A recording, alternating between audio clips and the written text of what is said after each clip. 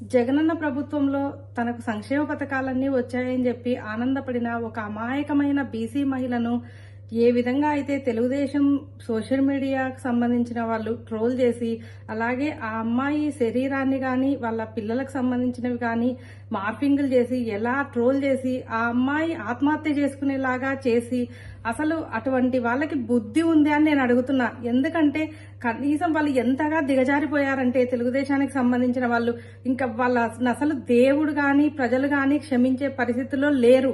వాళ్ళు ఇంకా నీచం అంటే నీచానికి దిగజారిపోయినారు. ఒక ఆడపిల్లని కూడా చూడకుండా ఒక బీసీ మహిళను ఈ విధంగా ట్రోల్ చేసి ఆ అమ్మాయి చనిపోయే పరిస్థితి వరకు తెచ్చారు అంటే అసలు మన సమాజం కూడా సిగ్గుపడాల్సిన అవసరం ఉంది. ఇటువంటి కిరాతకాన్ని చూసి ఇలాంటి అరాచకాలను ఎవ్వరు కూడా భరించే స్థితిలో లేరు. ప్రజలు గాని మహిళలు గాని మిమ్మల్ని తిప్పికొట్టి ఈడ్చి కొట్టే పరిస్థితులు 40 రోజుల్లోనే ఉన్నాయి. ఈ ఎలక్షన్లలోనే మీకు తెలుస్తుంది. ఇటువంటివన్నీ చేసిన మీకు మీ పాపాలకన్నిటికీ పాపం పండబోతుంది. మీకు తగిన శాస్త్రి జరగబోతుంది. ఆ అమ్మాయి ఆత్మకు శాంతి కలగాలని మనస్ఫూర్తిగా కోరుకుంటున్నాను.